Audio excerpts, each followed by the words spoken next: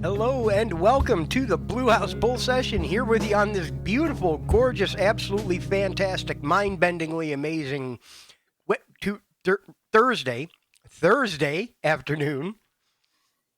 Yesterday was just one of them days all the way around, but we decided we were going to take it a day later and do it anyway. We're going live.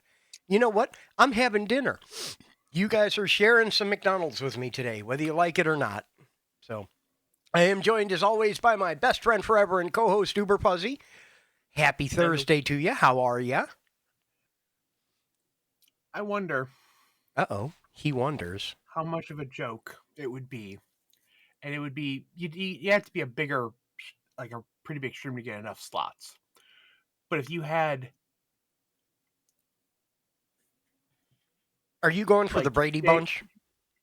J Artist Wednesday and Thursday and Friday, but it was they all said they were all the Tuesday graphics, but you have the whole week, but they all just said Tuesday. Mm-hmm.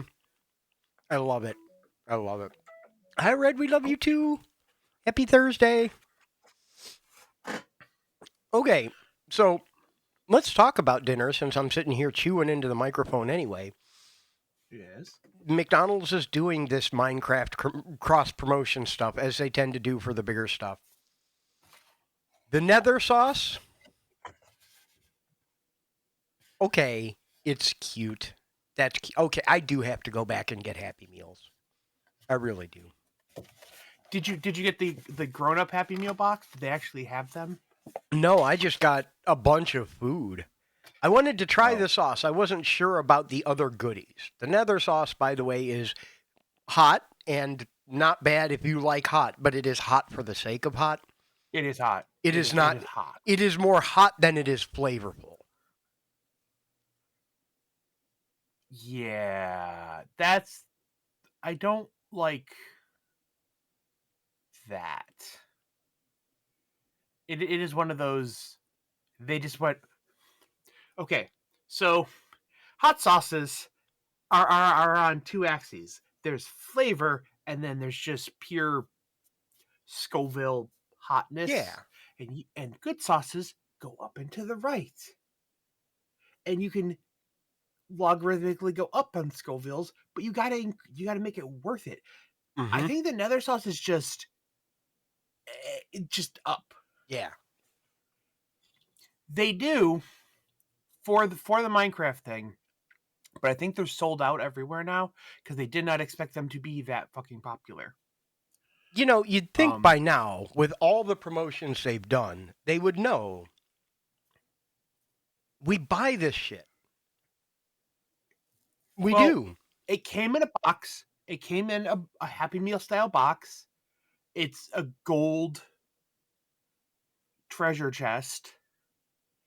And it came, and there's a separate, not the normal Happy Meal toys. There's a separate set of toys that came with it. So, like, of course, people are going to buy these because they want the fucking toys. Just ship 3 times as much toys than you do boxes and put the toys on the goddamn menu and let the adults just buy the toys. Seriously, just put them on the menu. People will just buy them. Make them $5 each. I did manage to get one of the adult meals. I got Birdie with the elytra. Mm-hmm.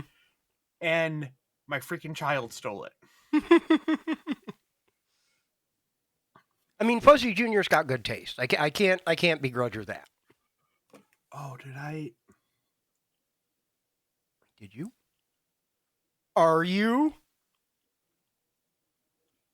Exclamation mark there in the chat. Oh my goodness. She took the toy home last week because she's like, I'm taking it. Like, can I have this? And I'm like, yeah, whatever. Yeah. She drew this freehand from memory. She drew the birdie, the Minecraft pixelated birdie head from memory. And I looked it up, and yeah, that's exactly what it looks like. Yeah.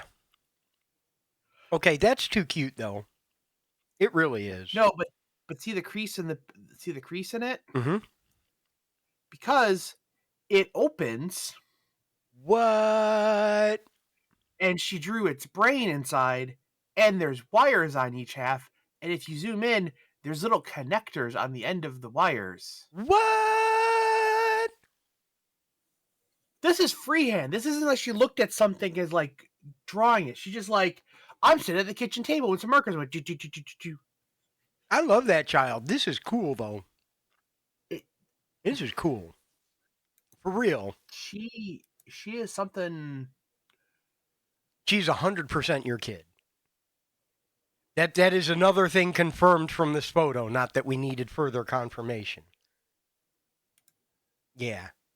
Because I could totally see you doing this too. That's cute, man. That's cute. Sometimes, even Minecraft branding, partnership, etc. aside, sometimes you just want garbage. Oh yeah. And I don't mean to talk crap about McDonald's, but leave us not delude ourselves. It is garbage. It is very craveable garbage, but it is absolutely garbage. No, what it is consistent. And well researched. Like the Cheetos problem. Oh, yeah. They optimize for craveability. Regional differences aside, like the pineapple burger or the guac. Oh my god. Go to a McDonald's in California, you get fresh guac on like a freaking double cheeseburger. Yes, please. I'm just like Sign me I'm up. like, what the fuck? Okay. Right? But regional difference aside, like it is the same food. Okay, assuming in a frictionless vacuum, they have competent children running the grills and it's made correctly, the food is the same everywhere. Assuming a spherical McDouble, yeah. Yeah.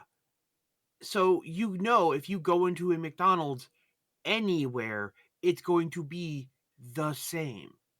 It's not going to be great, but it is the same. And sometimes that's what they bank on. Mm-hmm. That's their branding. It's just like, you're going to McDonald's. It's not like, this Denny's versus the other Denny's, because this one uses a different, a different supplier for their meat Mm-hmm. or whatever. They use local. That's something that, there was a restaurant around here. It's called B Spot. It was some kind of there was a couple different ones. They ended up franchising out before they closed. They ended up closing down because of a whole different reason. They didn't fail. The guy's like, I don't want to do this anymore. That was fun. But I'm done. Yeah. It's um but they like, oh, we use local materials, but the one in one city used local suppliers and then other one used different local suppliers, which meant it was wildly variable. Mm-hmm. And in some instances that's to be expected. In some instances that's what you want. You want the highest quality, freshest, whatever. But it does make it kind of a crapshoot what you're going to get every time. Yeah. Well, if you think about it, think about the vegetables Mm-hmm.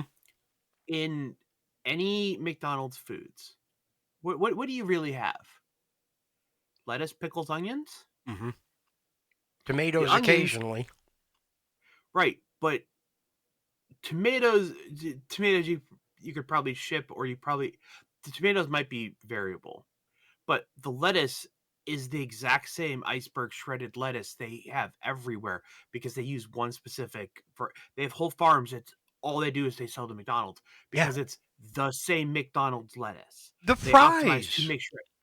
Yeah. The fries are the premium example of that. There is a breed of potato that they use specifically for McDonald's fries. There are suppliers that Yep. all they sell their potatoes to is McDonald's, And that's why But they get as consistent fries as they do. right. Just pull one thing out of the equation. Yep. Anyway, this is exactly what I wanted. It's not very good, but it is very satisfying. Yeah. I still haven't had my Taco Bell. We should fix that soon. We should get Taco Bell. Nah. One of these days. Eventually. Yeah. if I ever have a night that I don't work after. Yeah. That's the other thing. I started eating better, not for health reasons, just I'm up and moving around a lot, and well, yes, I have access to a toilet. It is like across the store and not like, oh, I'm within a small house. I can just go to the bathroom. It's Mm-hmm. okay, I've got to stop what I'm doing and walk to the other end of the store and go tie up the bathroom and, violate it. So I don't want to go have like a ton of Taco Bell before being physically active for 8 hours. Understood. Very, very well understood.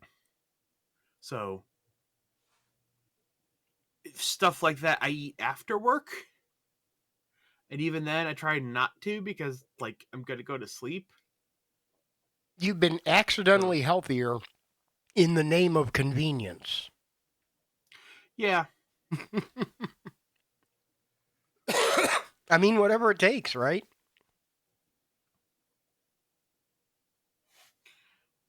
What is this?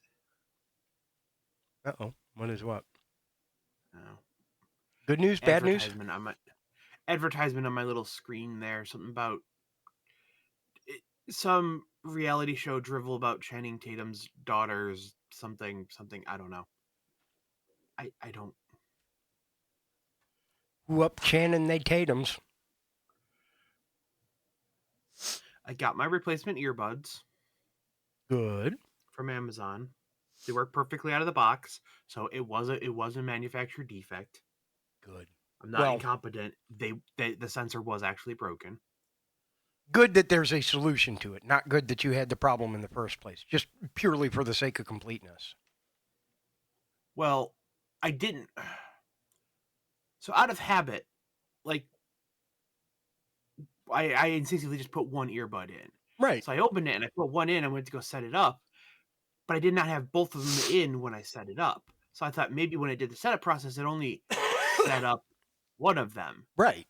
And then when I put in the other one, it didn't do the same thing, and I had to pair it again.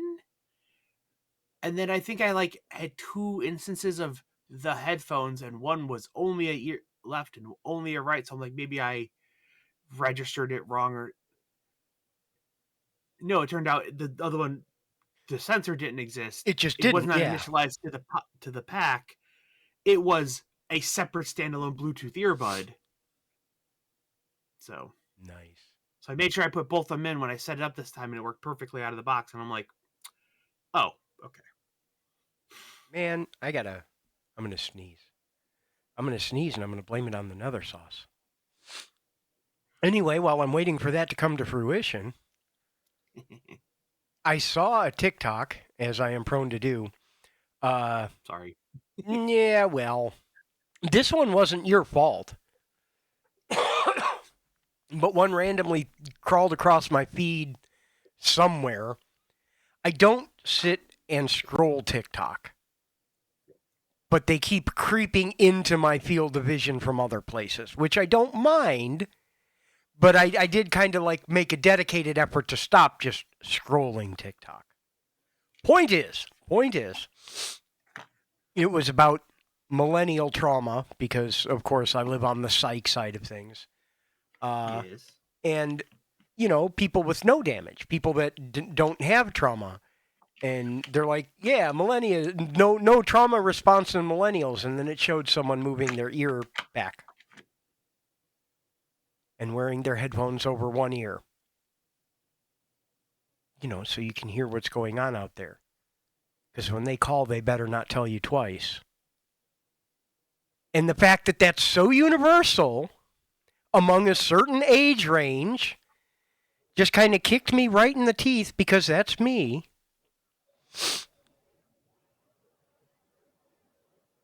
I see you're coping with that thought too. Oh my god. Right? Oh my god. But you put the headphones on and you reflexively move one back and you can put it back on, but like just out of habit, you're like, okay, now I'm aware of what's going on around me. And that's where it often stems from. From where it all often stems. Oh my god, I even did that as an adult. Right? When I lived with my ex, because I always had like noise canceling headphones because was listening to stuff or work or whatever. Yeah. And they block noise because they're foam pads. They're not open backs, but also they're noise canceling. So basically, even if you're standing next to me, Yeah. she would call like from the top of the stairs or up and I wouldn't hear her. And she'd come downstairs and I wouldn't hear her walk down the stairs. Like, you've got like, crazy super senses and you can, smell a dirty diaper on another floor before the person in the room does. How do you not hear him come down the stairs? And I'm like, I have a device actively preventing me from doing that with multiple layers of protection. I sat her down in the chair. And I'm like, okay. And I said, like, you can hear me talk? Yes. And I put the headphones on her. So you can hear me talk? I was like, yeah, a little bit. And then I turned them on. They weren't just passive. Yeah. Because they'll play the music because, headphones. And then I turned them on. And I kept talking. And I had like the fan on and stuff. And she's like, oh. You can't hear shit when these are on. Yeah. And I'm like, no. And I walked over and went like this, and she could suddenly hear the room around everything, her and the noise yeah. and the furnace and the fan and stuff. And then, just the fan sitting next to her, and I went like that, and it went boom. Yeah. And I'm like, and that's in the room next to you. I can't hear the stairs creaking or people talking upstairs or the people above me. And I went up and I walked over there and I kept talking at the same volume. And then I come back and she's like, I am so sorry. You can't hear. You are in another world. You are not ignoring it. You're not just focused. It's like, you are gone. A and good pair of noise-canceling headphones does remove you from this plane of existence.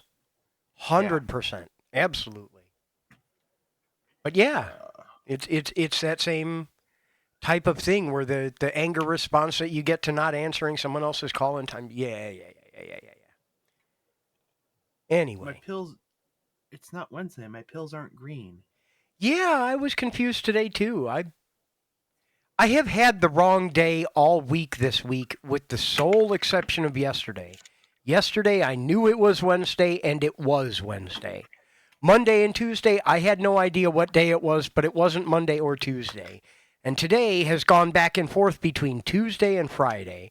And I don't know what tomorrow is going to be. Tomorrow is going to be frickin' October at this rate. Time is a figment of the imagination. It's a social construct. It doesn't exist. Birds aren't real. They're government drones. I work tonight, which is weird because I had worked Thursdays for a long time because I didn't work Fridays. And then I could work Fridays again because I had to take Tuesdays off. And then she asked, like, hey, can you work Fridays? We're moving people's schedules around because the other guys wants to drop his hours back because of school. Can you work Fridays? And I'm like, yeah. I did not realize all the things that happened on Fridays. Yeah. And then, so I started working Fridays and not Thursdays. And then now I do work Thursday. And they're like, are you working tonight? I'm like, yes, but I don't know. I know for sure I either am or I'm not. One of those two is true. It happened again. I showed up on a day I didn't work. Sigh. I understand it. I've had it happen, but sigh nonetheless. Speaking of You're work, in tonight, and I'm like, yes, no, I don't. No, I'm not. I'm going back home. I got this picture from you the other day. One of those spot the difference between those picture kind of pictures with the soup. Oh, yeah. I am really tempted to tell you, like, we should start keeping track of that. And when you see those, I should, like, get one of each and scan the label and make a spot the difference out of it. Just to see what actually happened. Oh, no, it probably is. They just changed. Yeah. I'm out of. Oh. He's out of. He has no more. Oh, Yeah, it's the 15th. I have a prescription to pick up. Yes, I'm out of drugs. Okay. my guess. For context, he sent me a picture of 2 cans of Campbell's Chunky Soup. One that is sirloin steak with hearty vegetables, and one that is steak with hearty vegetables. And Mm-hmm. the only difference I have seen so far, but I have not examined it much beyond that front panel, is that it is no longer labeled as sirloin steak. It is just labeled as steak. So my guess was they switched the cut or something, and Yeah. as a safety measure, they removed sirloin from the name. Just it's not false advertising anymore. It's still technically a steak.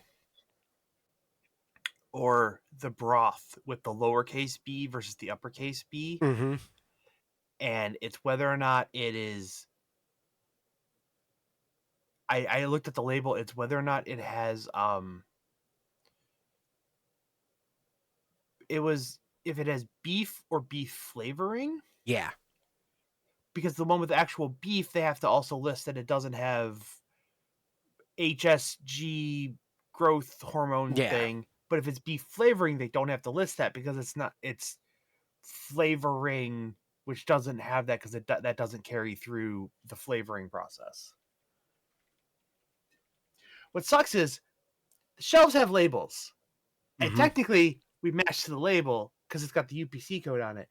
But visually, you're standing across, and you can just kind of like pattern match the shape of the label to the other one and Yeah. put it where it goes. And Until so they when change it they on you. change, yeah, and you're just like, I can't find this. And I'm standing there forlorn, just like with this can. It's the universal sign of like if you can't find something, just sort of like it's kind of like you walk around a party with an open thing, and some people put a cup in it. Yeah. You know, if you're standing there, it's a sign of just stand there like this, and you're like, it's a sign of I cannot find this. If you see this, come help. Yeah. You know, Yeah. and he's like, oh wait, it's this one. They changed it. Oh, okay.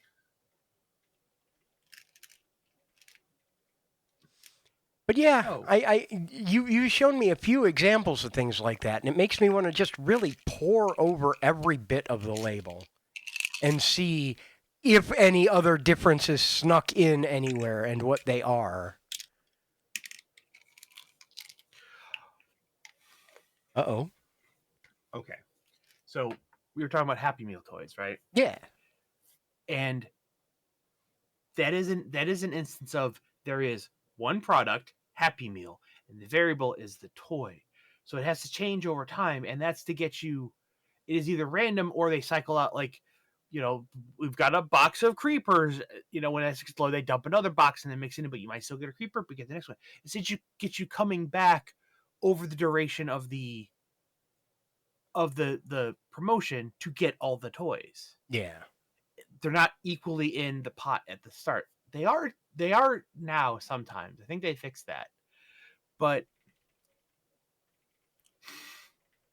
Lucky Charms, on the back of the box, there was like a trail that you're supposed to you cut out the shapes and make pop up. They're like little traps for Lucky, and you put the Lucky Charms and you make a path. And they show this is trap 1 of 4. Collect all 4 boxes, and it makes a whole congruent like single design. And it's a whole start to end with all the different shapes. And I'm like, okay. And she's like, oh, can we get the other ones? I'm like, I will look for them, expecting them to like every few weeks, trickle out. I'm like, well, that's gonna suck. The way they distribute the stuff is like the warehouse will get a pallet of them, and then they divvy that out to the stores. So I don't know, the chances of me getting it. And I'm looking through all the boxes. I'm like, no, we only have trap 1 of 4. I bought the large size because they were on some promotion or something. There's 4 different sizes of Lucky Charms. There's the regular, there's the large, there's the family, and there's the giant. Each one of the sizes has a different trap on it. So if you want all 4 of them to satiate your child, you have to buy 4 different sizes of this goddamn cereal.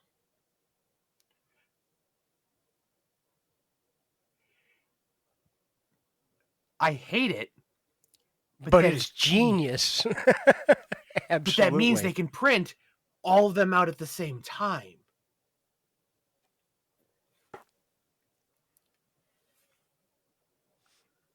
Crafty. Clever like, and thanks, crafty. Thanks, I hate it.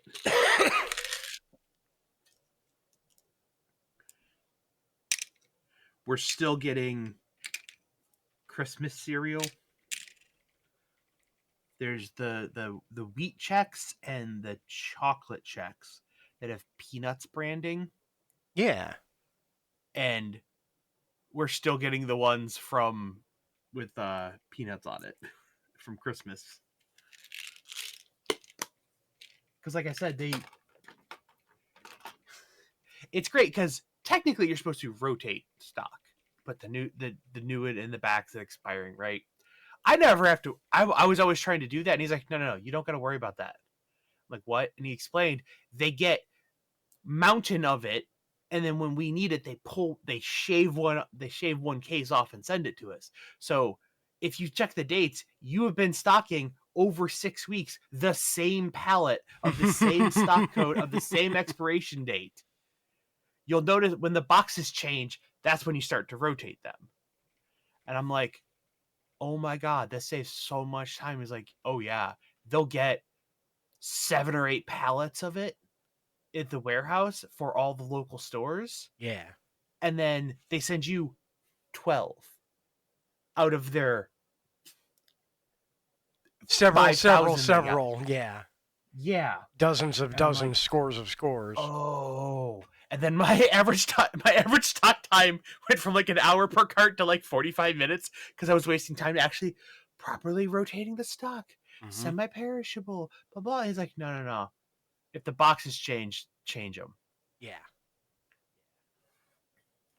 Man, oh man. Fun adventures. I need to grocery shop in the near future here. I need cheese. I need shredded cheese. I have Skyline chili and I have spaghetti, but I have no shredded cheese. I need to get some. What else do I need? I need butter from the grocery store. Why am I making my grocery list online here? You have traveled from coast to coast. Yes. Some people here have not traveled. The butter is different. Yes. When you think stick of butter, how big is it? Is it a stick or is it a chunky boy almost block? Yeah. Yeah. It is wildly different. Well, maybe not wildly, but the proportions are different on a stick of butter between the two coasts. It's one of those neat trivia things. I need nachos. Gull's right. I need nachos. 100%. I do have, like I said, I have Skyline. If I get shredded cheese, I could make Doritos Skyline nachos. That's a thing I could do. Can I make a suggestion? Please. Make Skyline with a different type of cheese. Yes. 100%. Don't use cheddar.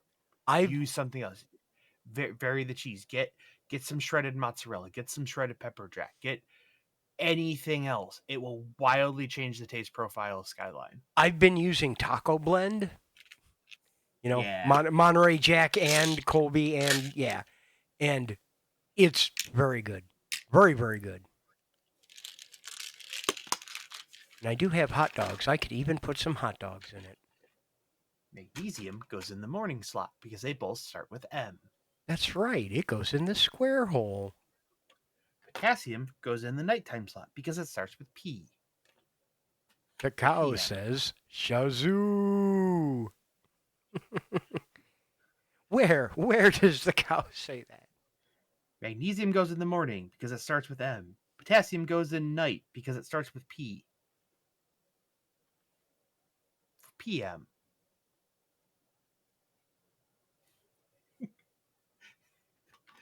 Unless you look on the periodic table, in which case kalium goes in the knight slot. And then some D3 because I'm a vampire. Same.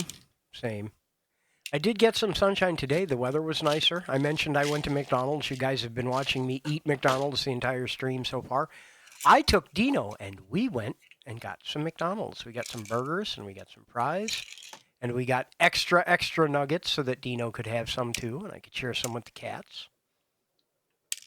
And they forgot Ashley's McChicken, and I feel bad.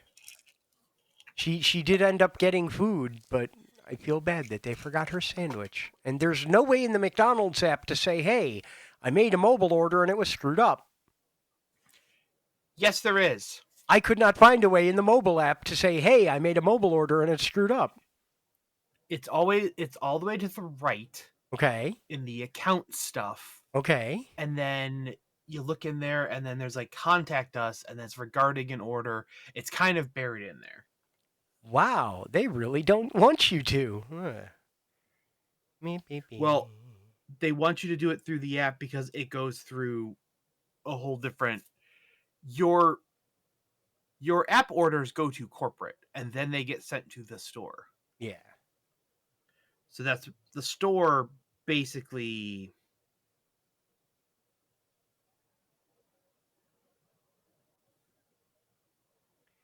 Yeah, but if I go through all that, the remedy they're going to offer me is to send me a coupon for more McDonald's, and I think I'm well sated for now.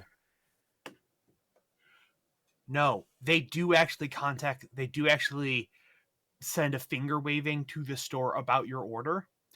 Because I have done that, corporate has refunded me my meal, and then the store called me. Yeah. Because I have the phone number for for that McDonald's in my phone because I call them and bitch at them because I know it's specifically them because it's the same. I am kind of in between two McDonald's like most people are.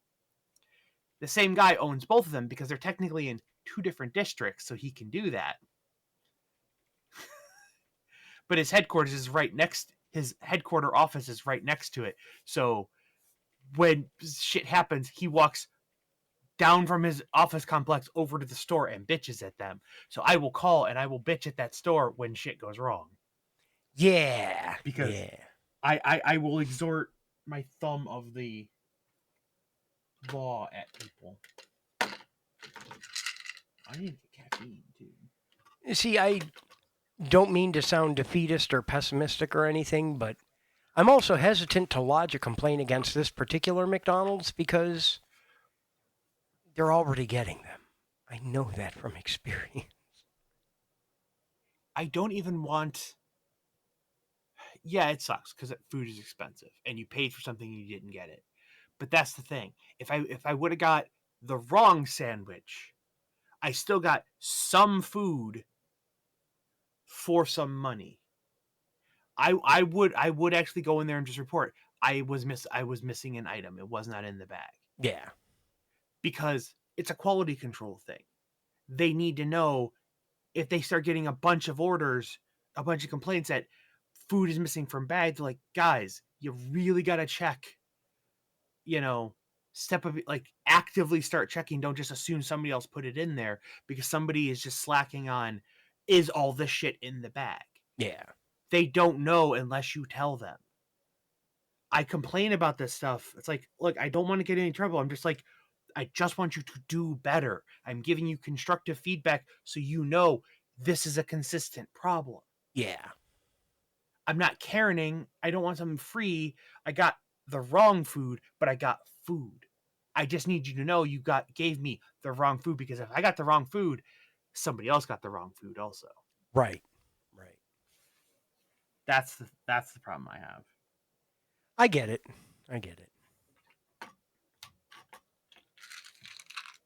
Then again, there's some B12. It's also to some extent one of the risks of going to a McDonald's. Yes, I know consistency and all of that, but with the upper bound they have on their prices, there's an upper bound on a realistic expectation around service. No. No.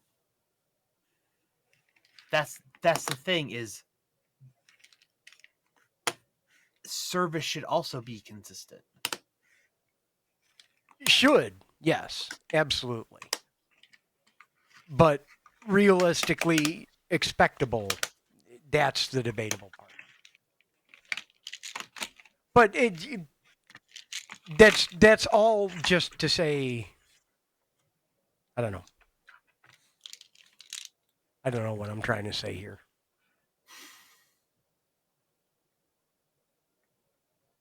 The one closest to my house does one thing, and they do it often. I can't even say they do it well, and do it consistently is kind of hit or miss, but they do it frequently. At any point, you can go there and probably get some food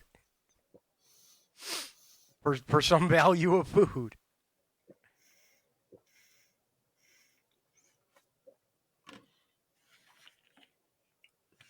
If you go to a place long enough, you kind of know the staff.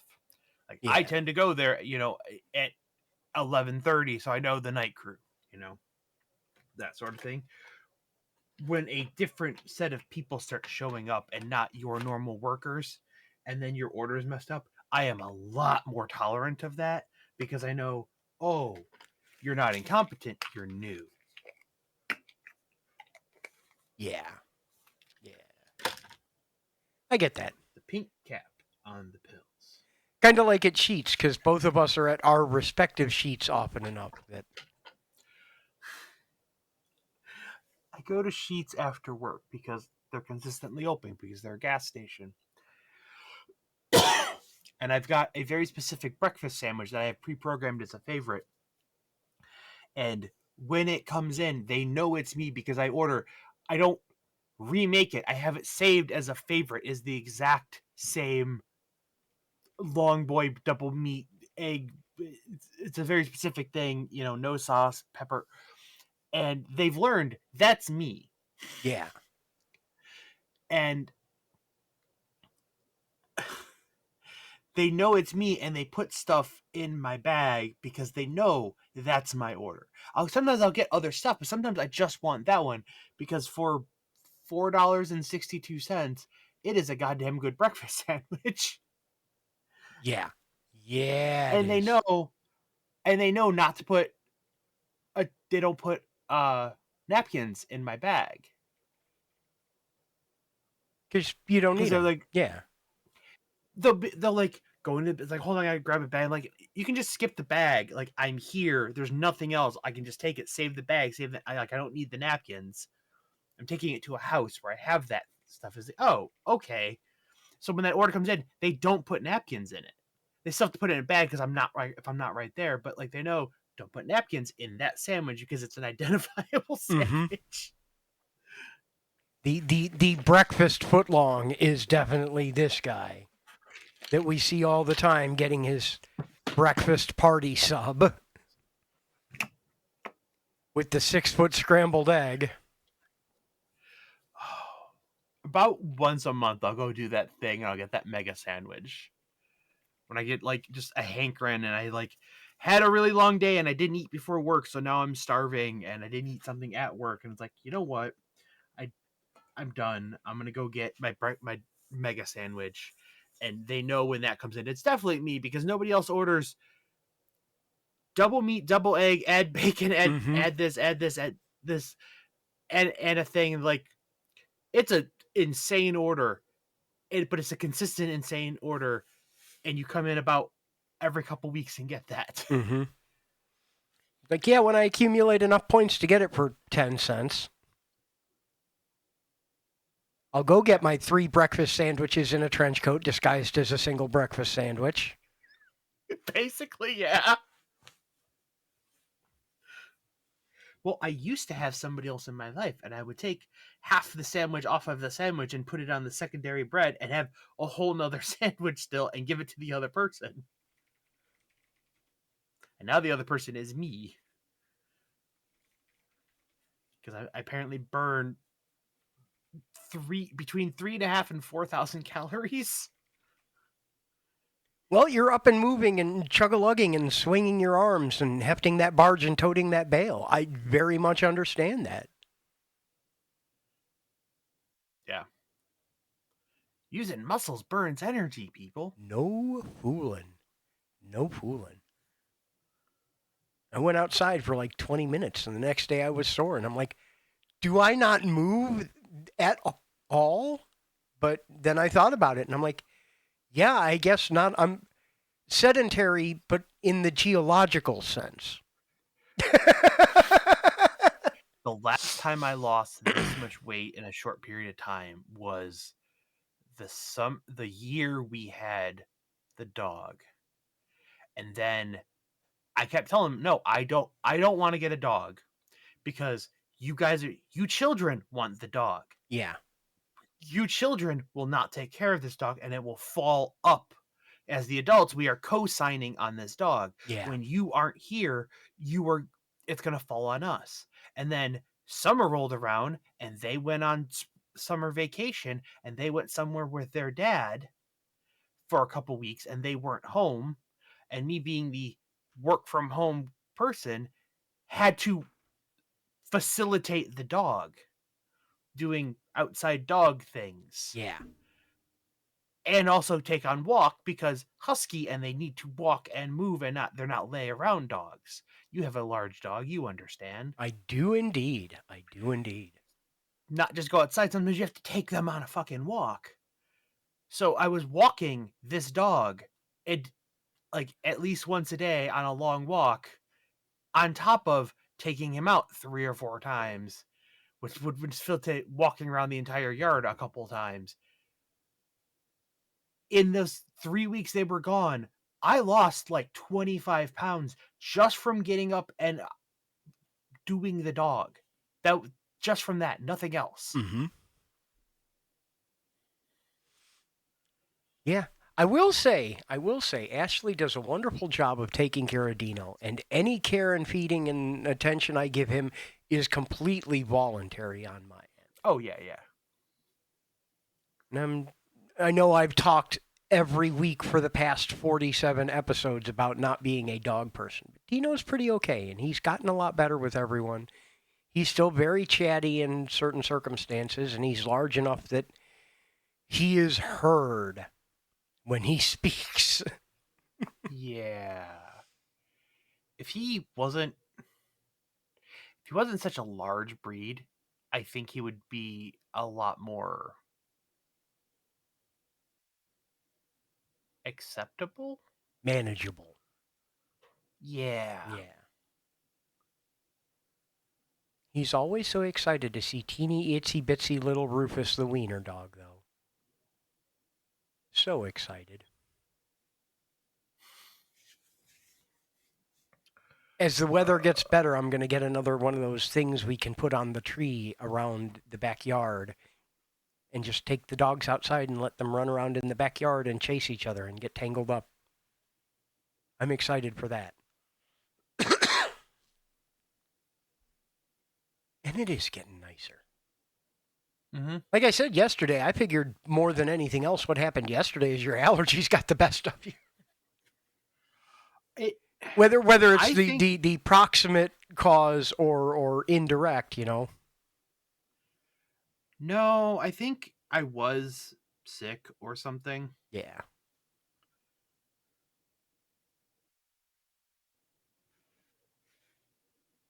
Well, whatever it is, I hope it is passing and does not stick around. And it seems to be a common thing with a lot of people I know, myself included. Like, it's been that way for us collectively over the past week or two. Maybe it's the switch in the weather, the big swings doing their thing. Maybe I say that every year like it's some new discovery. Maybe 45 years in a row, I have learned that large changes in barometric pressure mess with you physically. For the first time, 45 years in a row.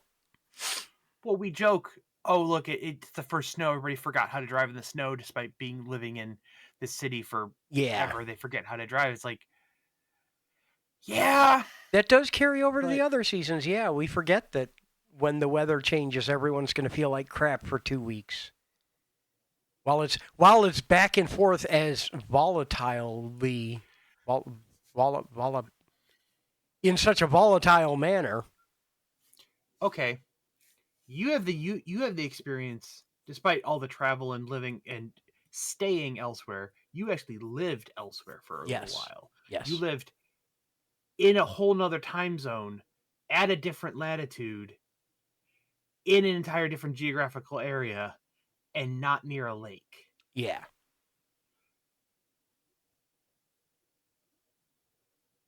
How, like, was it, like, different? Well, it wasn't the heat so much as the humidity. Or the lack of it? Exactly. The Yeah. weather was always temperate there, or tempered there, by the fact that I wasn't as close to a large body of water. Yeah. And that made the heat so much more manageable because it wasn't soggy heat. And that made the winter so much more manageable because 6 feet of snow didn't ever fall on us. And everyone did forget how to drive in the snow because they only needed it twice a year.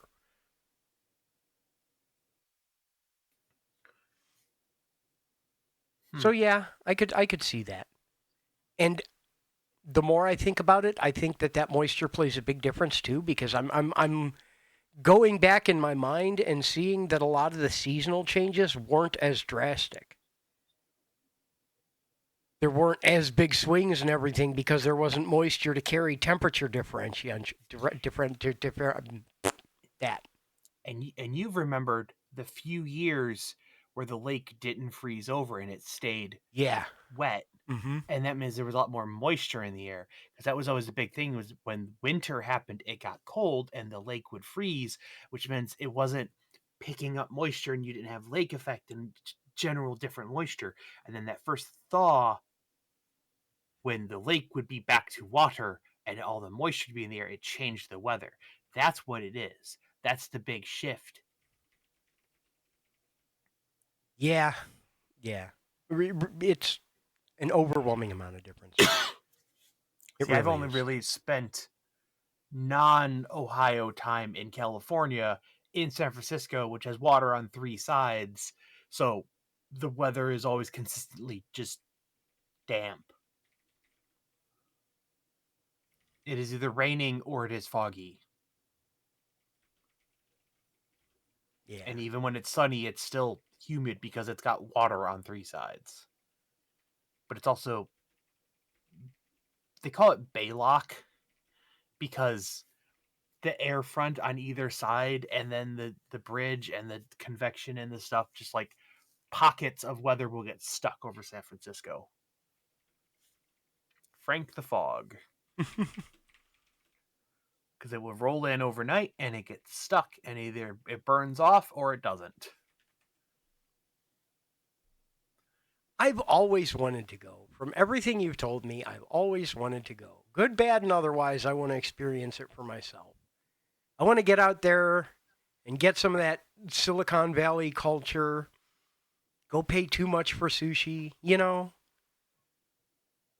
Not exactly touristy, but It is definitely a place I would want to spend a couple nights there, yeah. not just like one.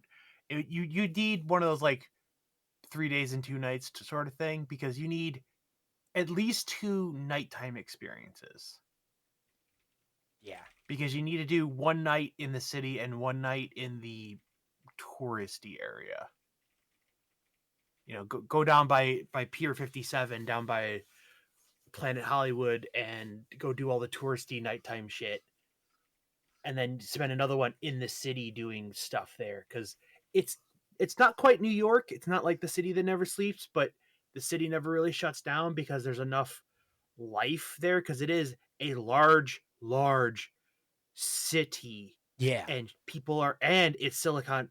not quite Silicon Valley, but basically, yeah. So people are awake at night because all the dude bros need their sushi at 2 in the morning because they're still working. So there are just restaurants that are only open 9 p.m. to 5 a.m. because Yeah, that's when there's a demand for it. I feel it. I feel it. Not that you can pigeonhole all developers into a category, but 100% you can, and it is that category. Well, down Third Street is where a lot of like I used to walk past the Ubisoft main building, and yeah, there's a type around roughly around Third and Folsom in either axis is where a lot of large buildings and a lot of large developers are around that area because it's the whole Soma district is just kind of like that. Hmm. So there's a lot of nondescript office buildings, and sometimes they have big flashy logos on the side on the doors, and sometimes they don't. And there's a lot of tech bros around there. Yeah. That's one thing I do worry about a little bit. It's like, I don't want to catch that. I survived. That's true. That's true. You did make it through more or less intact. I I kind of miss it. recently. I'm not going to wax all political here. I'm not. I swear. We're coming up on break soon. But like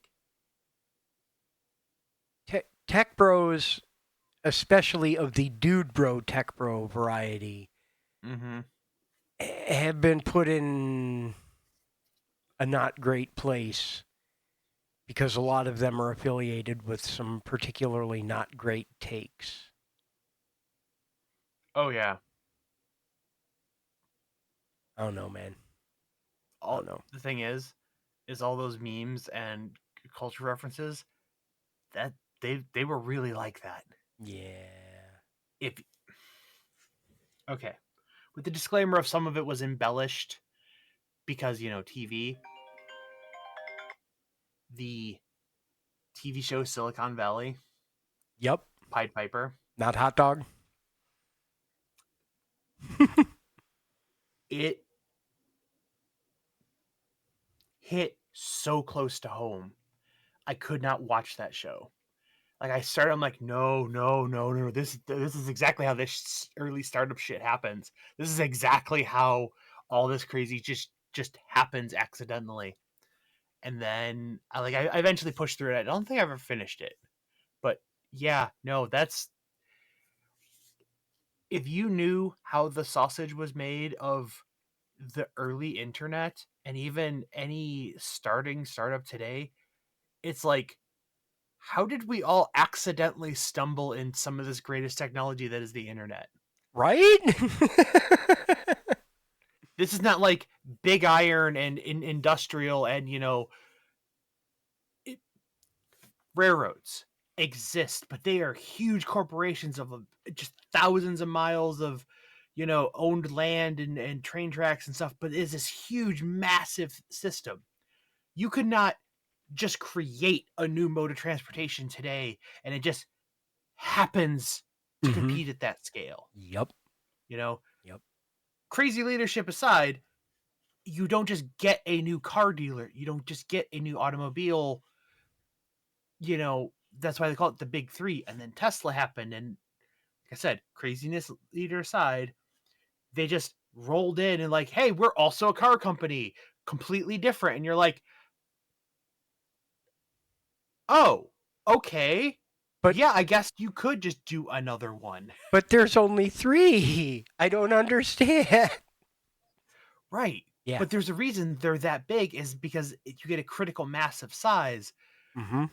This all major technology is like that. Yeah. It's all weird, crazy startup bootstrappy trying to break in, and then either you make it, you get that critical mass of stability and you make it, or you fizzle out. Mm-hmm.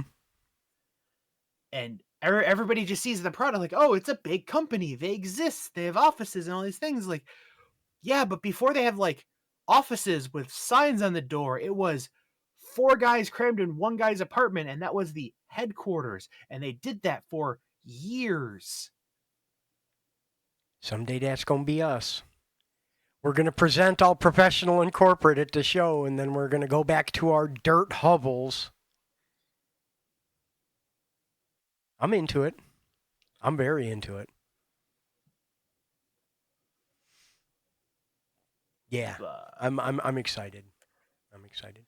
We are, by the way, attempting to get into a gaming show as independent developers in the Cleveland area in September. I'm still trying to get everything organized for that, but it will be the first instance of a Hergel booth if all goes well. And I'm super hyped for it. Super hyped for it.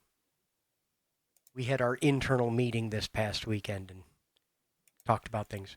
Our annual weekly sync. Yeah, we got to do better about that. We do. We do. Oh, I discovered something interesting. You first. Oh, no, go ahead. I was attempting to export some Godot stuff because I mentioned I was working on the labs bit. Mm-hmm. And I'm doing... let me stop and think real hard about that. I'm doing things in Godot currently for all of the projects, separate, distinct things in Godot for the projects I have in flight that I would want to put on labs that don't translate well to the web. I could put executables up there, but there are certain features that Godot supports that require a lot of extra care and feeding for a web export. Oh? Dungeon Golf uses threads. Oh, yeah. And Godot supports allowing multiple threads and worker processes, but you have to be very careful about how you serve and what headers you send. Yeah, web workers. You can fake threads with web workers, but it gets weird. And Bear is dependent on capturing your mouse and locking it to the window. And it takes many extra steps to get that to work right in a web export. Full screen? It was not full screen. I have to figure out how to make it full screen. But remember that has to happen on interactivity. So I have to make sure everything I have is set to adapt to whatever resolution you're at originally. And then when you go full screen, go to your full screen resolution, et cetera, et cetera. Yeah. Yeah, it's the one. It's the one weird shift that people. It's like, oh, why? People are like, oh, why isn't this a native app? Like, why are you forcing me to go use a web app? It's like, because sometimes for a lot of shit, the web is just easier because the browser engine just gives you all of this technology. I can just put shit on there and not have to draw shit to the screen. I can say, make a table, and it does it, opposed to me having to draw shit, draw pixels and layer it and then do text. And like, it's involved to do that versus like, here is some markup. You render it how the fuck you want to. Yeah. Yep. You are good at this. I don't have to reinvent the wheel.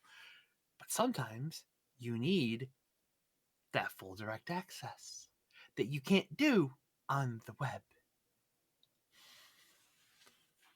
Yep. It's a pendulum. It goes back and forth. There's a shift. Everybody, we're going to make all web apps. And like, no, we're going to go back to native stuff. It's like back and forth. It's like, yeah. I don't want to open an app and it's just a web page in a box in an app. But I'm still just basically using the web client, Steam. Yeah. Yeah. But at the same time, it works because it's just a goddamn web page. Like Discord. Yeah. Like VS Code. Yeah. You know? They really are at their heart. They're driven by a browser engine because browsers have gotten good enough at doing layout that we just let them do it. We farm Yeah. it out. All right, we're coming up on break time. I think I'm going to go make myself a cup of coffee and empty out the tank. If you guys need to take a stretch break, we're going to take about 5 minutes. So please feel free to go, hydrate, lubricate, moisten, stretch, whatever you need to do. We will catch you very shortly. Be right back.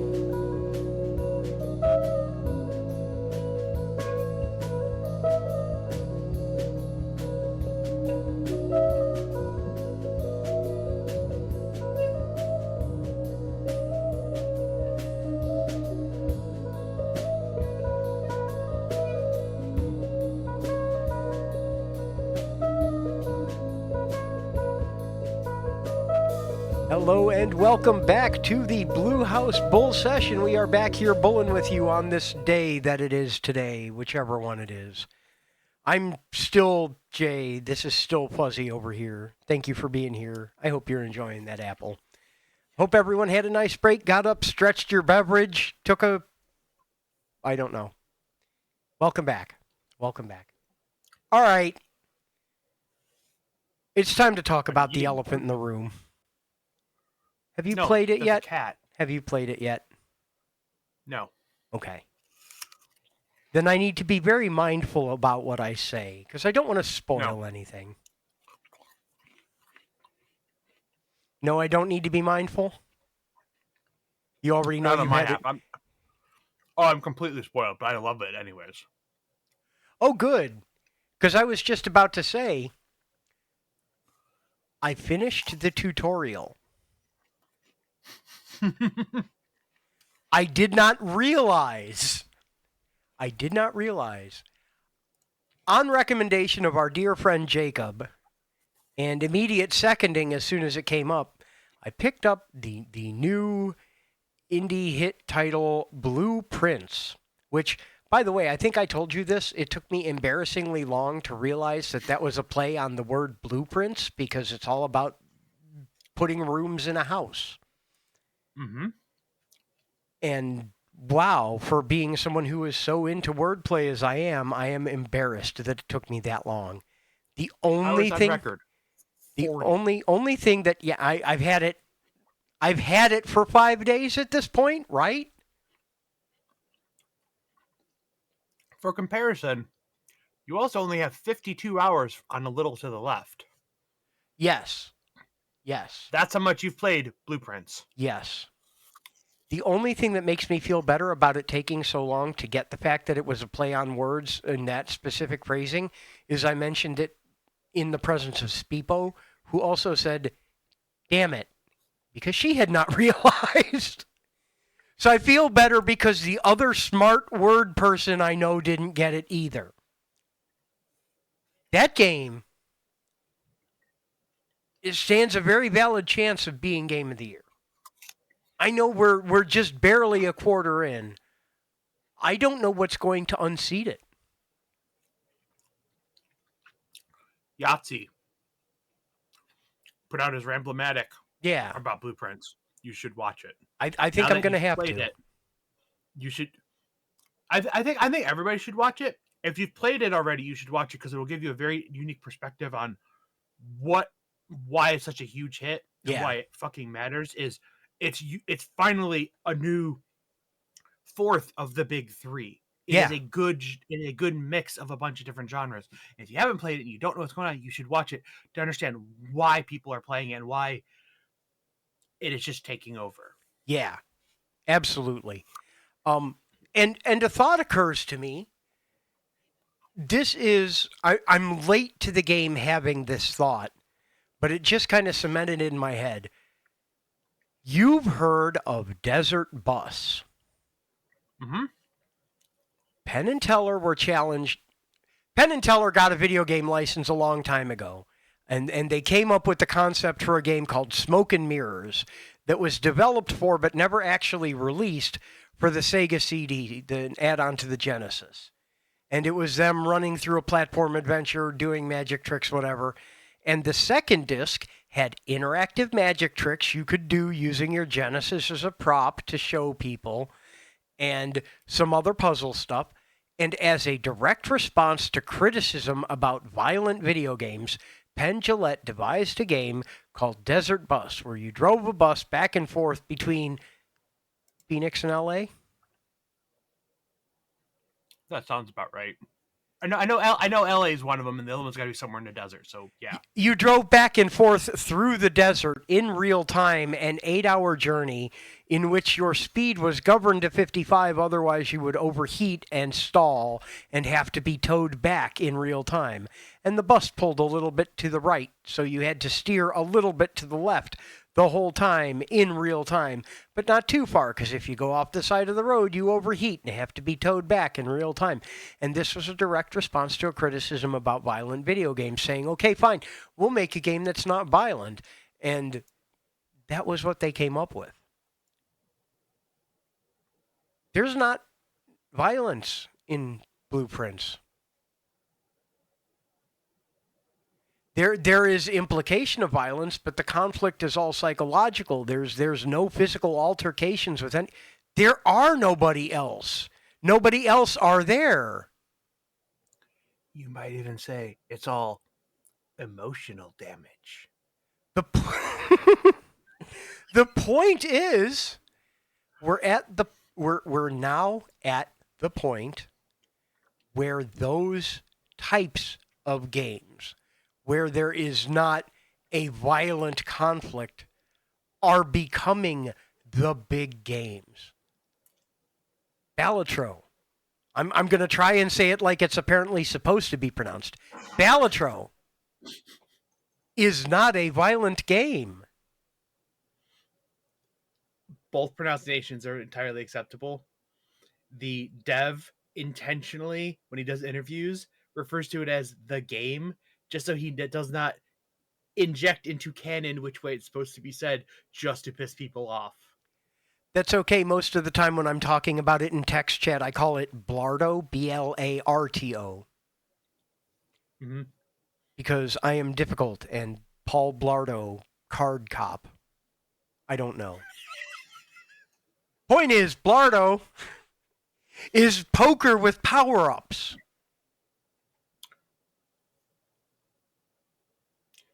Yahtzee talks about that too. Blueprints is a map-making puzzle game. Okay, no. Let me clarify something, and I haven't seen Ben's talk about it yet. Blueprints is 2 map-building puzzle games. Mm-hmm. The goal of the game that you are given at the start, and this is not a spoiler, this is in the trailer, is that your uncle died, your rich old uncle died, and he's going to leave you as your inheritance his mansion if you can find and get inside the 46th room of his 45-room estate. This is told to you explicitly at the start of the game. And when you achieve this, the credits roll. And then the real goddamn game starts.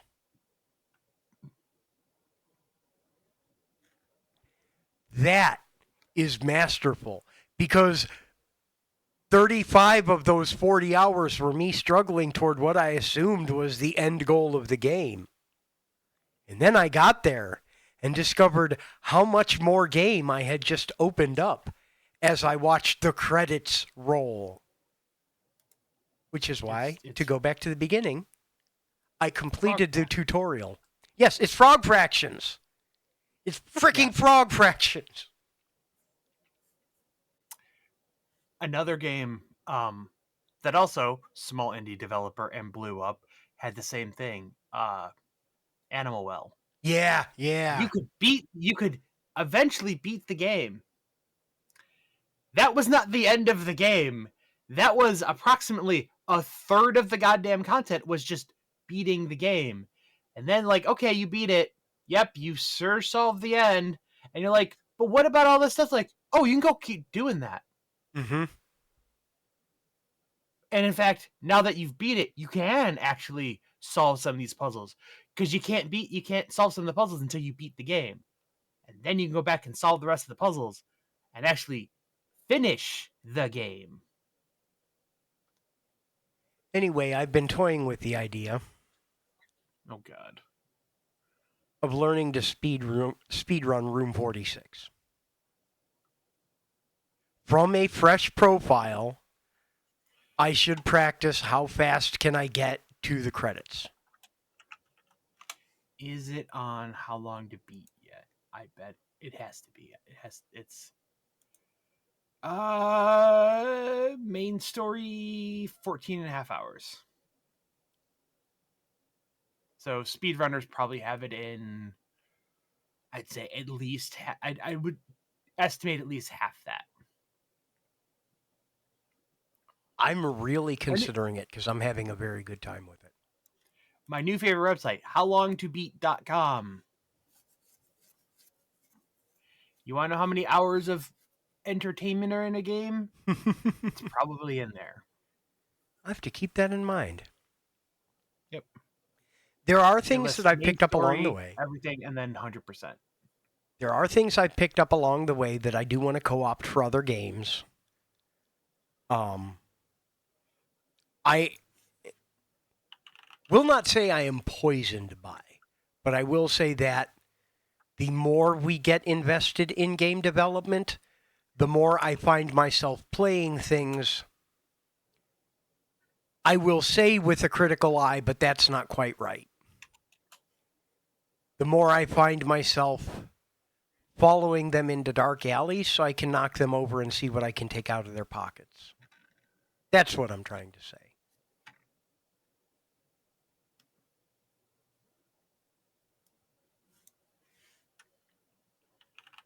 Hergel is the prehistoric humans of video game companies. We follow large projects until they run out of stamina and fall over, and then we loot their corpses.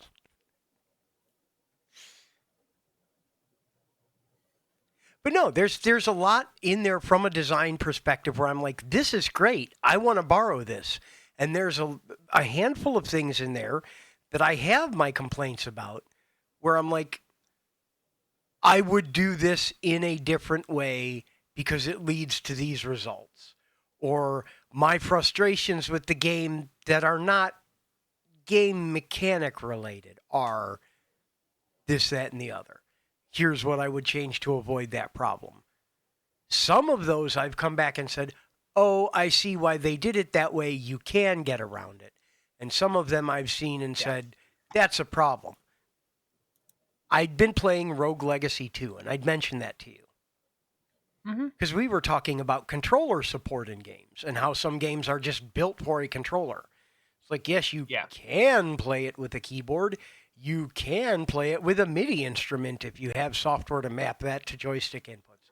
Would we recommend it? Well, you can also control a battle bot with a Rock Band drum kit. Yeah. And he won that match. Yeah. They're like, this is crazy. And he starts doing it. He's like, oh, wait a minute. This is actually a really good control scheme to do that when you actually look at it. Yeah. So I've had my joystick plugged in because I'd been playing Rogue Legacy 2. You said I've got 40 hours in Blueprints? Mm-hmm. The first 6 of them, I could not open the map. You press the tab key on your keyboard to open the map. That's what it says in the actual tutorial. And mine wasn't working. But given the nature of the game, I didn't know if I just hadn't unlocked something yet, or if I was trying to do it in the wrong place, or blah, blah, blah, blah, blah, blah, blah. But I had other issues with the controls. The sensitivity on the mouse was all off. Looking around took way more desk real estate than it needed to. I don't want to move 6 feet to look halfway to my right. Oh, did it detect your joystick and it was doing in like joystick sensitivity type thing? Yes. And it was looking for specific inputs, even though I was playing with the mouse and keyboard, it was looking for joystick inputs. I moved painfully slowly, and I could not sprint, even though there exists a sprint button, which, put a pin in that, I want to come back to the sprint button. So, for the first quarter of my playtime of that game, I moved at half speed, looked around uncomfortably slowly, enough that it bothered me, and was completely unable to use the look at map feature in a game about building a map. And it was still compelling enough that I bothered to figure out that that was the problem. And once I'd removed those, the game got so much better.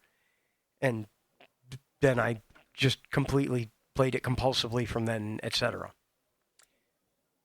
The key to open your map is tab. Don't mind if I do. The key to sprint is shift. Now, let's say you're playing a game on Steam.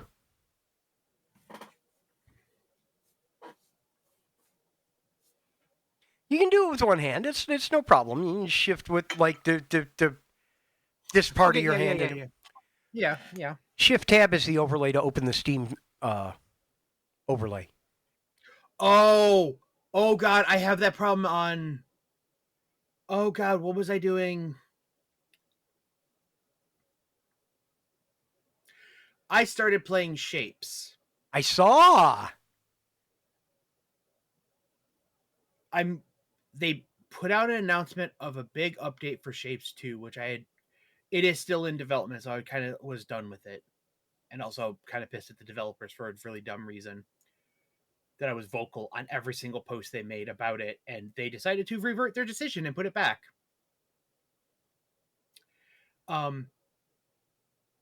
Batman actually bought me Shapes a long time ago. Said, hey, I got this in a bundle. This looks more up your alley. And I just never played it. And then Shapes 2 came out and I played the fuck out of that. But it's very 3D. And I was looking through my library like, I have Shapes. I'm looking for another idle game to fuck around. So I was playing that. And it's the same thing.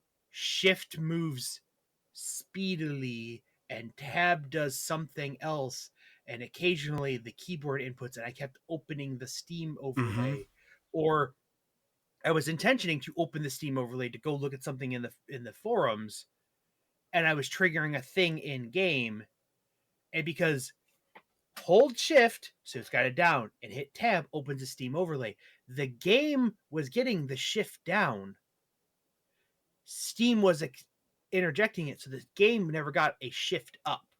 So I kept getting stuck in shift mode, which was move around really fast.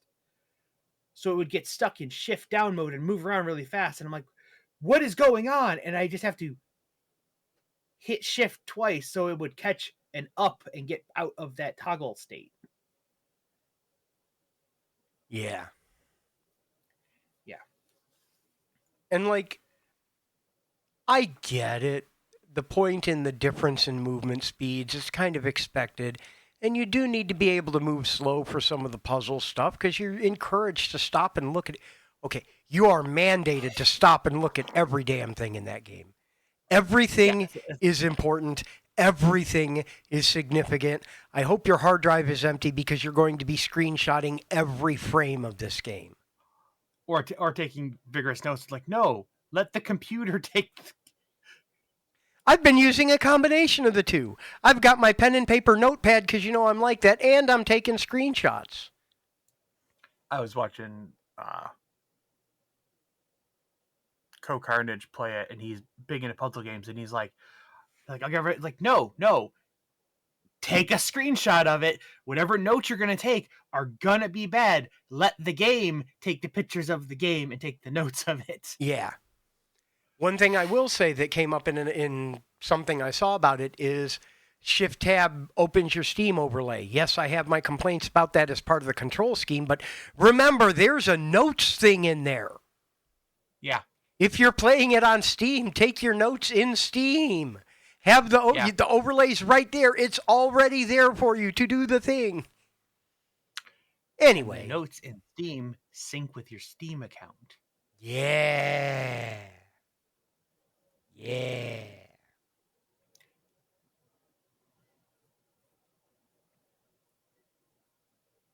Anyway, go buy Game. Game is good. I enjoyed it enough. Jacob asked me for it. He said, do we have money in the research budget to buy a game? And of course we do. Even if we don't, I'm going to lie to you guys and be like, yes, let me buy you a video game. That's who I am. But no, I think it is definitely, from the perspective of a game developer, I think it is definitely worth getting and exploring. Yeah. Just to see what the hell all the hype is about, because it's going to be one of those landmark moments. It, in some ways, this is going to be a pillar of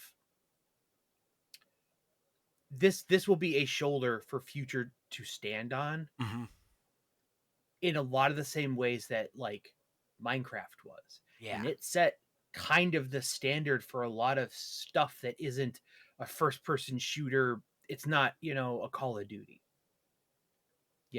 There's a reason crafting grids look the way they do now in every goddamn game. Hmm. And there's a reason certain keys do things because that's how Minecraft did. And that's how an entire massive generation grew up playing games that way. And they expect games to work like that. The bottom button jumps. Yeah. Whatever it's labeled on your controller, if you have a diamond of 4 buttons, the bottom Yeah. one jumps. Yeah. To this day, it's just like, what button you push? Like the bottom one, which was that A, B? I'm like, I don't know. The bottom one. Yeah. It's the same way our generation grew up playing Halo. Before all the other shooters, we played Halo on consoles. So that's how the control schemes kind of moving forward were set up for a very long time. This stick moves your body, this stick turns your head. Yeah. When the first Assassin's Creed game came out, it was mind blowing because the triggers for movement were not what everyone was used to, but they were perfectly well suited to that experience, and they absolutely got eviscerated over it because it was not the same control scheme everyone used until they came right out and said, that's because we're breaking this experience deliberately because blah, blah, blah, blah, blah, blah, blah. And I understand it, and they adopted it, and they made it work well, but it was everyone's first reaction to say, your controls are wrong because there's an established precedent for them. I know other games have done it before, but Binding of Isaac kind of set the roadmap out for it. It established a genre of a certain type of item looter rogue type game, and that's a good thing. Yeah. If you got into the gaming space and you were making anything like that, you had to go play Binding of Isaac just to understand how and why it was so good, because you have to have that understanding. Yeah. Yeah, You don't absolutely. have to do it that way. You don't have to copy it, but you need it's one of those like fundamental math things. Yeah. Like, look, you're not going to use any of this, but you need to understand these certain type of math equations because everything later is built on them fundamentally, like all the way down in the proofs. You're going to get into this. You're never going to have to do a lot of there's a lot of really dumb parts of like calculus that you never actually have to use directly, but they are the basis on why certain other higher math things Mm-hmm. do. Yeah. Like you just do it this way because, and the reason is 700 levels down, it's because something derived or integrated something, and you integrate this sign into this ratio, and then it does this. The what's the stupid component circle? Unit circle? Unit circle. Yeah. It's basically like underneath all that, it's a fucking unit circle underneath all of it at some point, basically. That's It's what it is. It's these there's certain games that are the unit circles of their industry. it's Chesterton's And fence. If you're going to make a roguelike game, go play Binding of Isaac. I'm not saying you have to make Binding of Isaac, but go play Binding of Isaac so you understand why certain conventions are the way they are. When you have that understanding, you're more than welcome to break them. But it will be so deliberately and in an informed manner. and Isaac is actually a really good example, doubly over for this, because it did pivot. Yeah. You know, when a game changes over time, it's because they realize what they had originally wasn't working, and they changed and they pivoted to get more harmonious into the line of what fucking works with people. Yeah. The original Flash Binding of Isaac before Rebirth was a twin stick shooter dressed as a Zelda game in a dick joke costume. And with Rebirth, they said, okay, we like the twin stick mechanic, and we're keeping the exploration element from Zelda, but it is no longer a twin stick shooter. It is a roguelike progression game with twin stick mechanic. Yeah. In the same sense that Blueprints is not a puzzle game with roguelike elements. It is not a roguelike game with some puzzles. It is some third thing that is kind of like both of those. It's almost, somebody said like it's a map deck builder, like one of those systems Yeah. where like you draw the tiles and you put them down and like that's your randomly generated map. And it's like, yeah, it kind of is. Yes. But that's not a deck builder, but it's a deck drawer. Yes. Because finite set. Yeah. That's one of the things I kind of want to talk to you offline about later, is that and Salvager, and some really, really bad ideas I've had recently that I want to pitch you and then write down. Yeah. I have thoughts. I have thoughts where you are going to want to cut my hands off because the mechanics of implementing them are going to be so nightmarish. Oh, that's fine. You will say to me, that is a great idea. We absolutely cannot do that.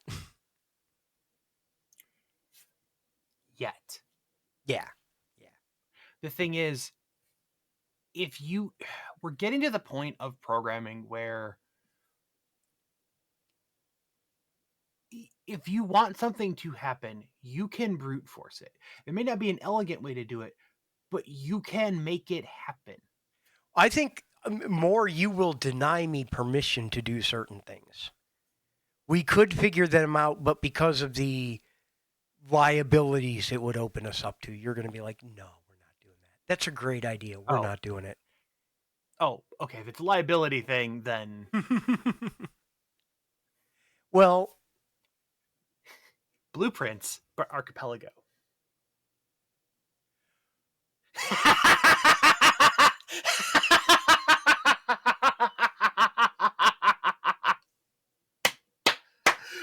Boom!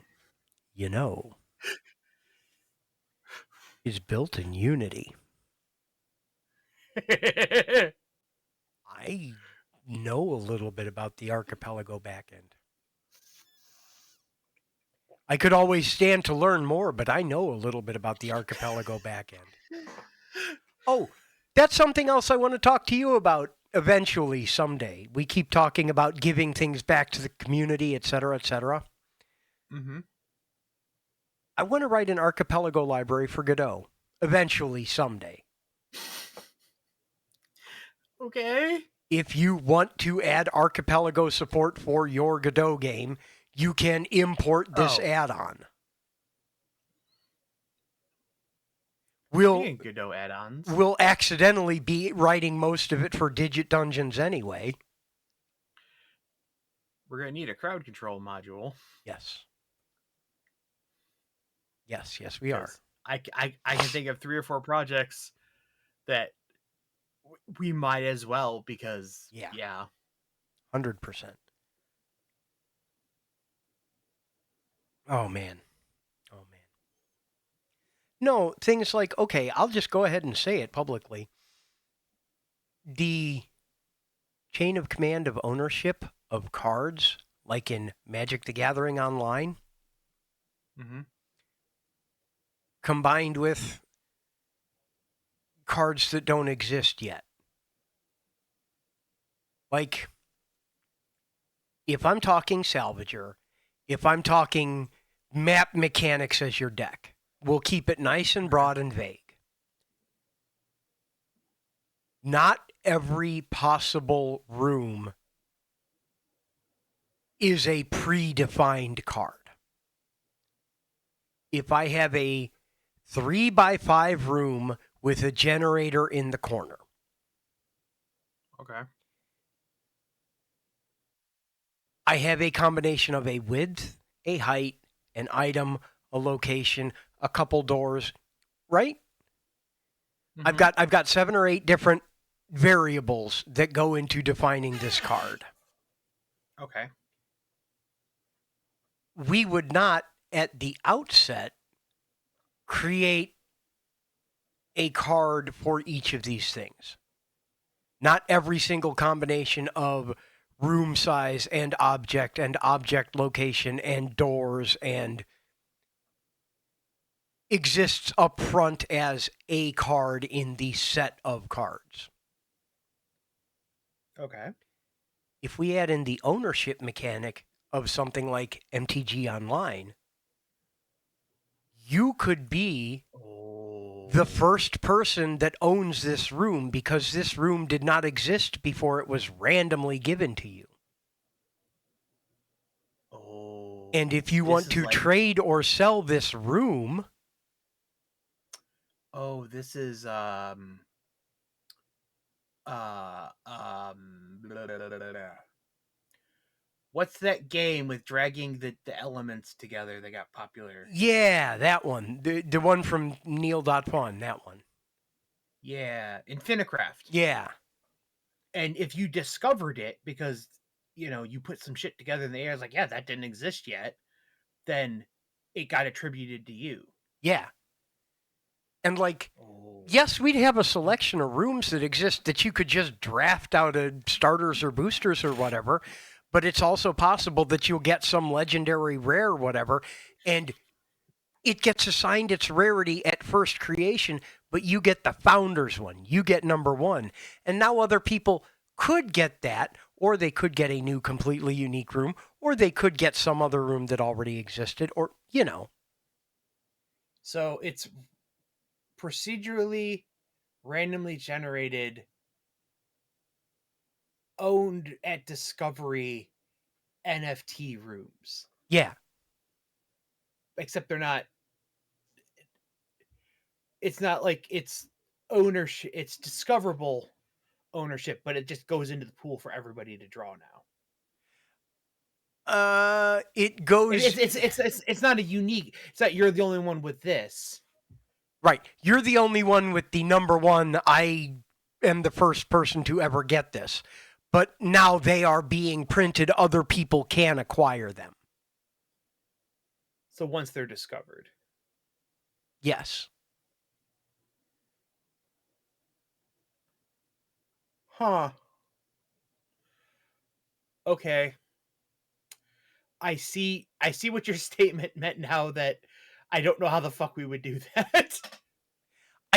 I can think of several how things, but the security and the server side aspect of it is where I can hear you in my head telling me, no, that would be really ugly for us to attempt to own and maintain. No. You don't think it would be that bad? I mean, it would be a hell of a data management project, but that would be half the goddamn point. Yeah. I read.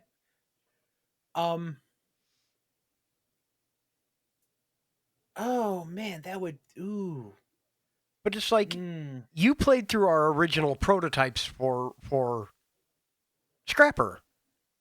You know? If instead of the map being built up front, everyone starts on the command bridge and it's got some number of doors. And it is still multiplayer, but every player brings with them a deck of rooms and also equipment and stuff. And when you get to a door, not turn-based, real-time, when you get to a door, you yell out to the team, hey, I'm putting the med bay over here. And you have a med bay, and it matches doors and doesn't overlap other rooms. You play it, and now everyone is on a ship that has a med bay in that side. But you have used that card in your deck. And you build and collect cards in your deck to enable what you will and won't find when all of you get together to explore a derelict ship.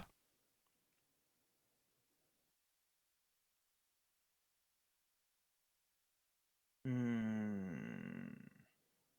I hope she is. I hope she is.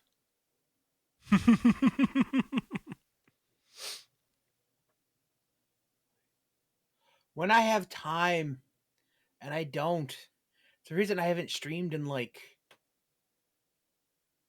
a hot fucking minute. I My schedule is horrible and night shift problems He been occupied. and doing other things, and yeah, We're working on it. Slowly but steadily, we're working I know. I miss me on too. it. Okay. So, Hmm. conceptually, I could see that working. Yes, it would be a nightmare to build, but the premise of room size is always going to be between lower bound and upper bound, but a room has two dimensions, and that's assuming they're all rectangles. And then, in theory, anywhere along those walls could be a door. And then you match up doors with other doors when you're playing a new one. But that size, combined with the placement of the door, would lead you to situations where you're like, I'd like to put this down, but it overlaps because the room's too damn tall. Jay, you're thinking in terms of it, the rooms being the same size, because you're thinking in terms of blueprints. What if No, that's A, what I'm saying. But go on. keep the rooms of a rectanguloid Yeah, size variety, yeah. make the hallways the tetromino pieces. I'm not The so map much. doesn't have to, but don't make it a conscious choice of like I'm putting the med bay down. It's like I'm opening a door and it spawns a room out of everybody's deck and it puts it there. When you open it, now it's a hallway and it puts the shape down and it finds what there and it will fill in whatever fucking crazy shape of ship you get. Is that's what you get that run. So it is not grid. Not like the blueprints problem. It's like, well, there's not a door. It's like, no, it would think like a D&D dungeon generator. Like, I draw me a hallway. I don't know how, like, pick a hallway shape and now put one here. And, like, you may get, weird overlapping things. And sometimes, and it will find a shape that fits in the space. Because you may get a the way it may wrap around. It's like you can't put that tall one there because there's not enough space. So find a room that fits within no more than 6. You know, that would give you a lot more variability in the ships. That's true. That's true. Hmm.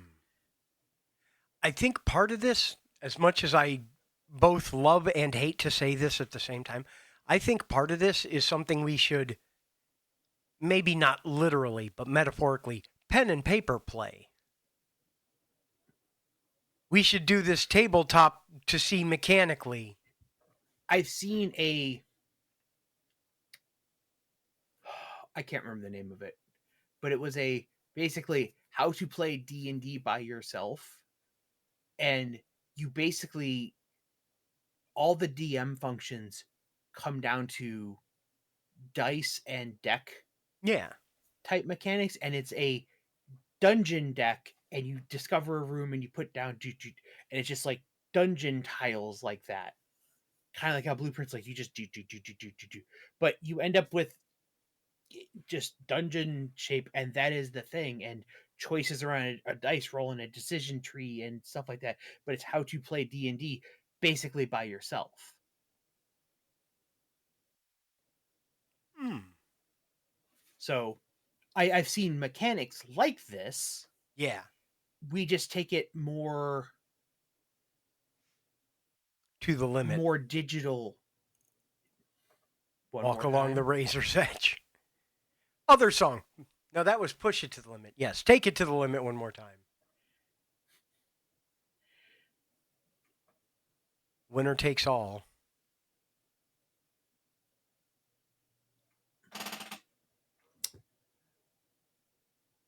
Hmm. Okay. we backfeed this into Let's Cafe, and you were saying we want to start tracking when people when they try to freewheel recipes and track them and turn them into recipes. Yeah. If you discover something and then we name it after you, Oh man. you are the Oh, first man. person to make this sandwich. You are the first person to put green beans and hot sauce. I'm into it. I'm not gonna lie. But see, this is what, to take it back, folks. This is why, like, you need to go play other games when you're making games, because the act of playing blueprints gets Jay in the thought of doing that and making discoverable rooms, and you're the first person to ever see that room, and then we take that back, and then it just goes back into your game because you have a whole new pathway in your head that just new ideas informed of that fixed point blueprints combined with your individual unique set Yeah. of life experiences. It is not so much playing blueprints for the fact of playing that game, because that is a fixed entity that everybody is playing. It's how that affects you, and that filters that game through the collective knowledge and experiences that you are, and feeds back into your game in a unique way. And that's why I picked it up for everybody. Jacob told me, I'm like, this looks kind of neat. And then I thought, what the hell? And I got it for me. And as I got started, I'm like, okay, I want everyone else's take on this, but I want them to have experienced it. So, But this is why I said, like, you should go look at some streams or something first before you go buy it for fun. yeah. Just to, like, oh, it's not my type of game. This may be more fun to watch than it is to play. Yeah. There's lots of games Very much. I like watching that I have no interest in playing. Mm-hmm. Absolutely. Absolutely. That's what, the other reason I picked this one up is when I saw it, I'm like, no, that is one I would like to experience for myself. I had fun the time I played Repo. I will be playing Repo again, but it is because I would like to play with friends. It is not because I want to play that game. Yeah. Speaking of which, we got to get together for a Repo night soon. You going to come No. play Repo with us? If it is a group of friends and it having fun and is Repo night, I will play Repo. I mean, me, Jacob, and Caitlin. Indy. I will try my best. Okay, we're all bad at video games. You're That's going the to problem. you're going to be carrying I'm not. us accidentally, yes. It is not a scary game. There are jump scare elements in it, but it is a comedy game with jump scares. It is not a scary game. They really play up the humorous side of things. Yeah. Lethal Company was a horror game with comedy. Repo is a comedy game with horror. Yeah. And Canadian robots. Oh my god. Because your whole head moves like a South Park character when you're talking, like the Canadians. Ha. Because South Park. Because the only thing I know about Canada comes from South Park. You know, Yeah, it's basically Lethal Company. our home and native land. Yeah. True patriot love and all thy sons command. With Yeah, that's right. glowing You hearts are we one of them see thee rise, Maple Leaf a lovers. true north, proud and free. I forget that. I totally forgot Canada. Yeah. Yeah. But yeah, Blueprints is fun. Blueprints is fun. I do recommend it. 17 out of 10. 9 thumbs up. Go buy it. Unplug your joystick when you start it.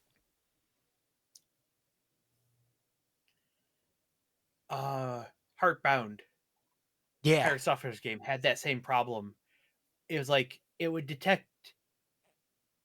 switch to whichever control scheme you last pushed. If you just reached over and pushed a key, it would just flip over into controller mode.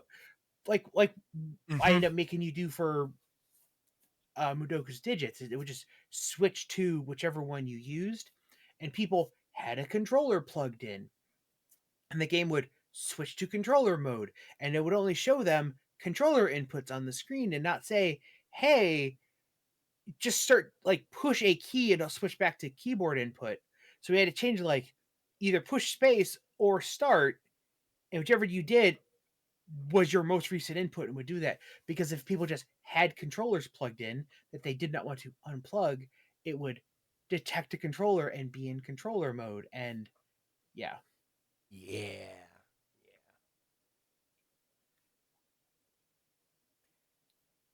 Also, give some thought to a good controller input scheme for dungeon golf. Jiggy pitched flick controls. I'm not sure. I'd have to try it and see. But how do you joystick a billiards game? with the pullback mechanic. Pull back and release, pull back and button. Um,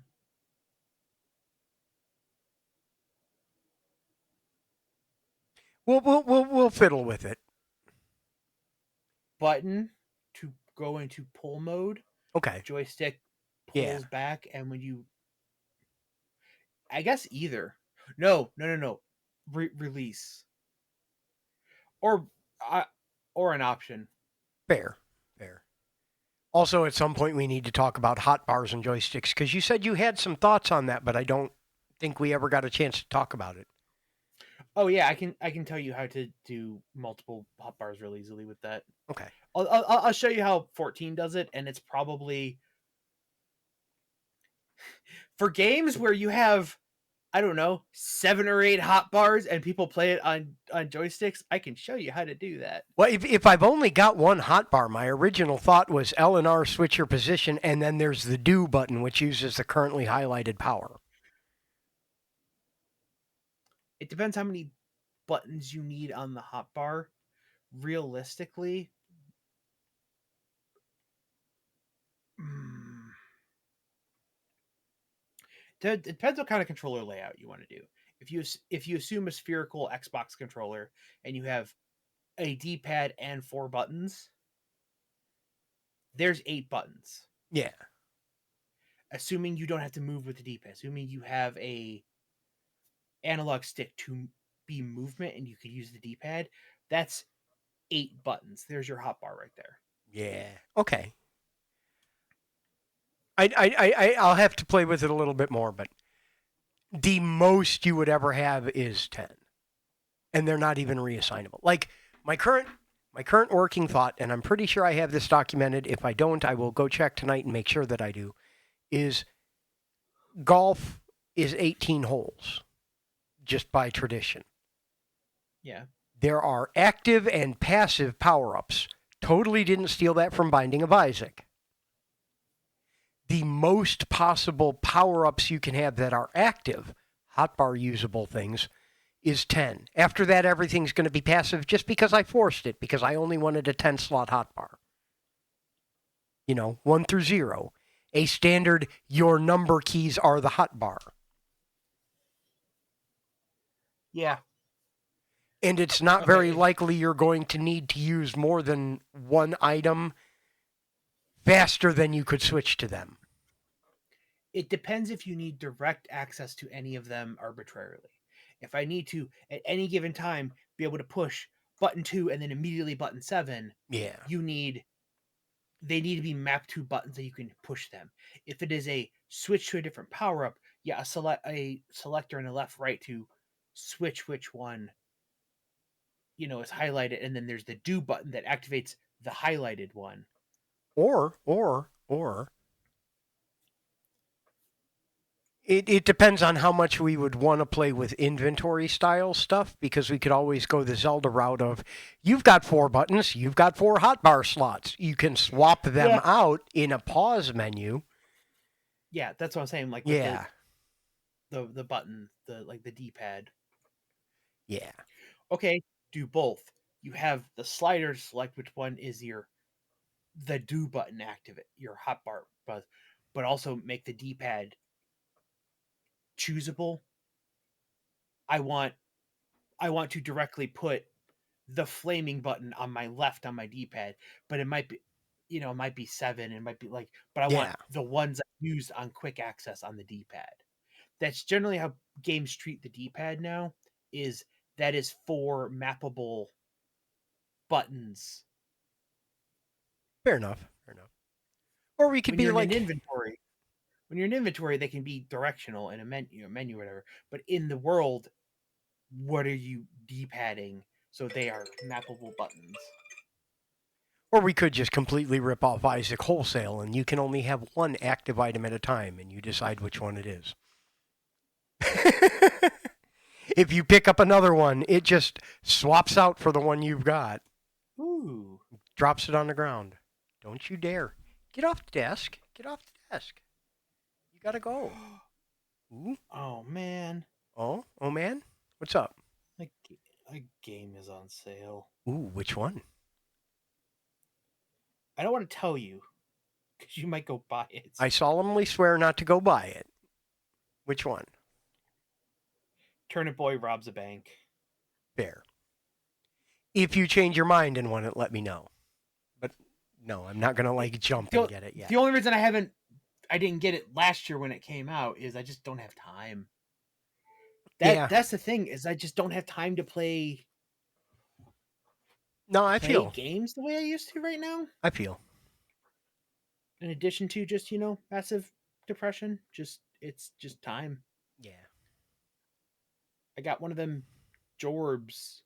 It takes all the hours. Yeah. Yeah. Me staring over at my work computer during the work day, trying not to look over here, because if I look over here, I'm going to start playing a game. I think you had the right idea having your workspace in another room. I obviously it shouldn't be your bedroom for obvious, psychological reasons, but like your personal computer could be in your bedroom, although then that's a whole set of awkwardness and stuff. Yeah. But I think you really should have your computer, your work set up in another room that is away from your I need 2 offices. Yeah. I need basically. 2 offices and a bedroom. And then a craft room and a drawing room. And I hope I get the workshop because I need to combine the magnifying glass with the metal detector to make something that lights candles. Jesus Christ, this game is horrifying. I built a power hammer and knocked down a wall.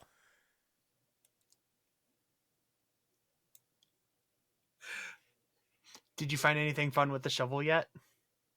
Ooh, all kinds of stuff. All kinds of stuff. I even found a secret thing outside. I was saying, did you take the shovel outside? Yes, I did.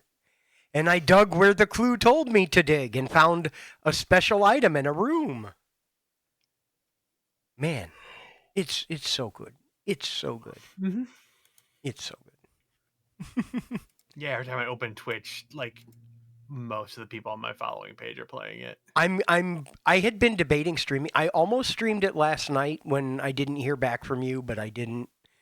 But I'm thinking I might over this weekend. I am doing music tomorrow night. Ashley let me borrow her piano. You can't see it over here, but she did. She let me borrow her keyboard, so I have an keyboard that I can play music with. So I will be. Did you break your keyboard again? It stopped working like 2 weeks ago. Like completely, like will not power on. Did the cats do a thing? Not that I could tell. No, I looked and I didn't see any signs of malfeasance or biological error or anything. But I'm going to go through all my paperwork because I might be able to find a whatchamacallit warranty thing for it. But if I do have that, then I'm going to see what I can do about that. If I don't, I'm going to play hers and set up my GoFundMe, open the tip jar and tell people it's to replace the piano. I really grew to like that Williams, man. It grew on me a lot. Like I can definitely tell a difference in my playing just based on the way it feels. I wish there was a like micro GoFundMe. Not like I need to raise $8,000 for medical bills or something. Like, hey, like I want to buy this thing for stream. Throw your tips over here into this specific jar that goes direct. Like, not thrown, but like a single item thrown. Yeah. Yeah. We are raising funds for this thing. I mean, I guess you could like just take everything else off your throat and only put that one thing and put it. But like, yeah. Oh well. I've been talking to Jackson about it a little bit. We're kind of looking together to see what's out there for options too, especially like use stuff locally. And I know he's got a lot more experience with a variety of things. Oh yeah, go buy used shit. Between all the musicians I have managed to not chase away yet that are good friends of mine, I have the knowledge base Rob. there. Yeah. See if he's got any old ones just laying around, he'll sell you cheap. No, he's using them all is the problem. He bought his grand. He has the profit. Yeah. I could ask Doug. He might.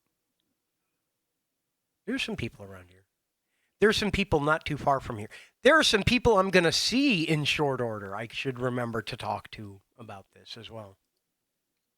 Do I want to raise the wyvern or the dragon? Probably. Well, which one do I put in the incubator to grow while I'm at work? I'd vote for the wyvern. I don't have any particular reason, but I'd vote for the wyvern. Speaking of which, it is about time for us to wrap up. Yep. Do you want to go wish my good friend Rob a happy birthday? Go listen to a real musician play some music. Rob Kovacs is doing a birthday stream, so I think we are going to head over there. I will be back doing music on Friday, like I said, since I have the instruments. I'll probably be playing Blueprints this weekend.